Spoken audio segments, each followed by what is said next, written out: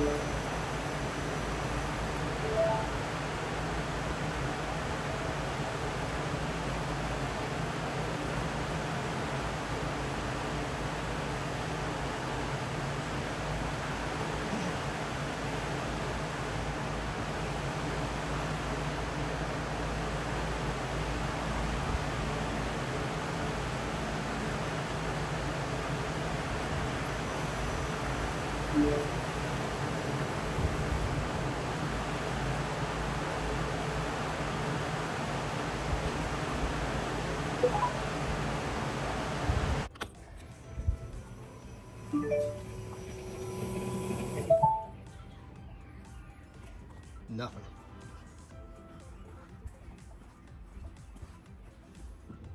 Nothing at all now. I was getting about 10, that's it. Okay, so this is a fuel pump test. I'm testing the fuel pump. I got the old sock on it, the 10 micron sock. There's a little bit of fuel in there. Wire's running up. This is the intake. It's taking it in through here. And I got a compression tester there. Fuel goes up and goes back inside the bucket. Now, I've already done this once and didn't blow myself up. So I'm going to try and do it this time without blowing myself up. Going way away from the bucket as far as I can to make this connection.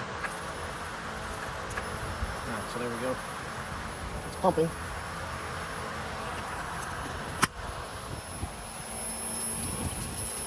Fuel pump's pumping. No pressure at all though. So I'm going to squeeze off this line a little bit. And it's causing pressure now. The more I kink it, the more pressure it makes. So I'm kinking it. Now one of the hoses is going to pop off here in a second. Yep, there's my pressure coming up now. So the Holley Tech and myself seem to think the pump's good. Okay, so I'm looking at testing this regulator, the one I just replaced. So what I'm going to do to test it, actually I'm going to test the fuel pump to see if I'm going to take the regulator out, which I did. I'm going to go ahead and cap it, put it back together, plug all the lines in, or screw all the lines in, and then go ahead and turn the fuel pump on and see if I get around 100 psi. If I do, that means that regulator that I just replaced is bad also. So I'm going to see what I can do here.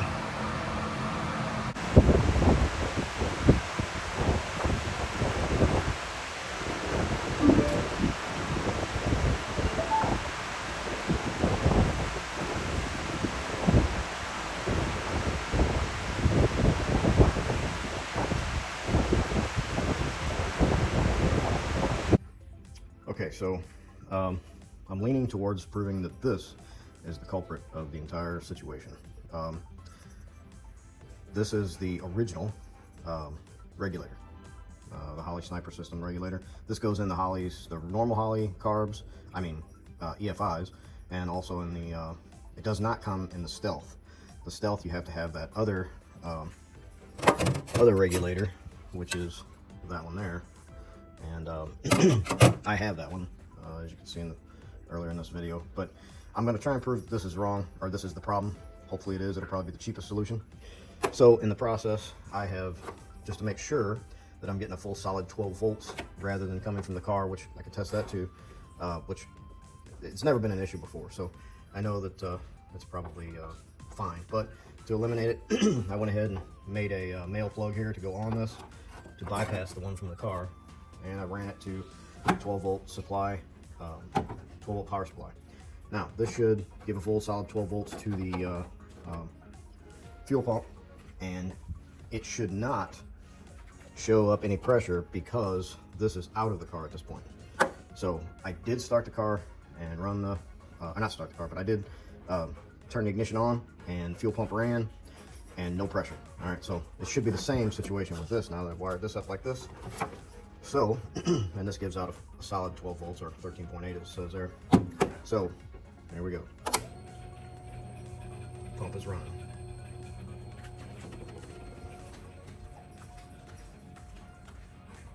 Just as I suspected. All right, so now what I need to do is I need to bypass the regulator completely with a piece of hose.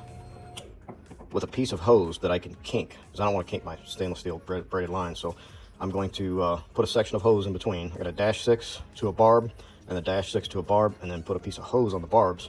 And then I'm going to kink the hose, create pressure, and see if I can run it up to 100 psi on the gauge.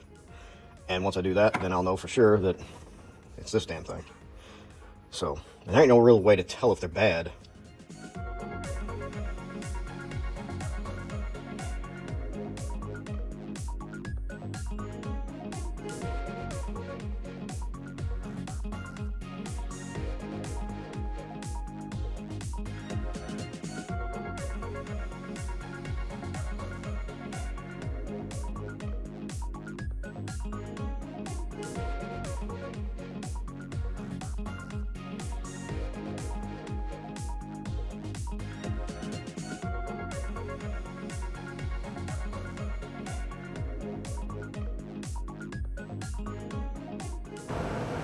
Okay, I ordered the parts I needed to do the last test to make sure that this voltage regulator is actually bad. So what I ordered was this. Since I have AN6 lines for fuel all the way through, I'm going to bypass that fuel pressure regulator that I have now. I'm going to bypass that one.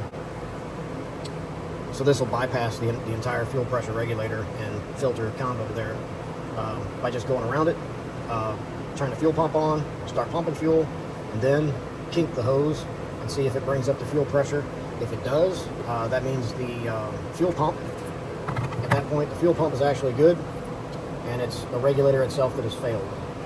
And this would be the second fuel pump, or the second regulator I've put in there, and looks like if this gets pressure, if I'm able to make pressure with this, that means that I replaced a bad fuel regulator with a brand new bad fuel regulator.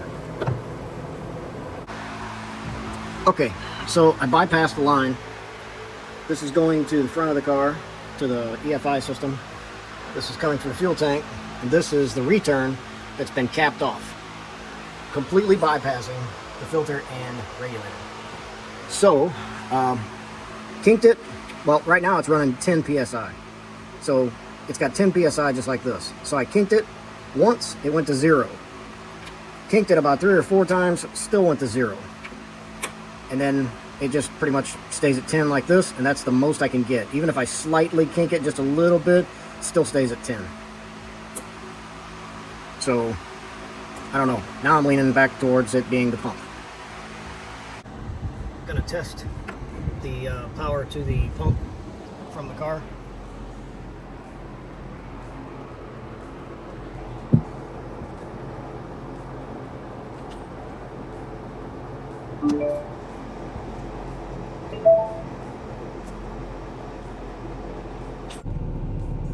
Okay, so I pulled the fuel pump back out of the tank and replaced it with the other fuel pump, and it works perfect now. Fired it up and just kind of messed with the the air-fuel ratio a little bit, and it's running pretty strong right now. So I guess in the beginning it was actually the fuel pressure regulator that went bad, and then I changed the pump and the regulator, thinking I was doing good by just putting all new in.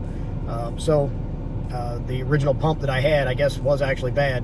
I'm going to test it again in a bucket and just see how that one performs, but I couldn't get it over 10 psi in the car, so I'll try it in a bucket and see how it goes, like I tested the other one. So now I just have to put the clutch cable on, and I should be back on the road.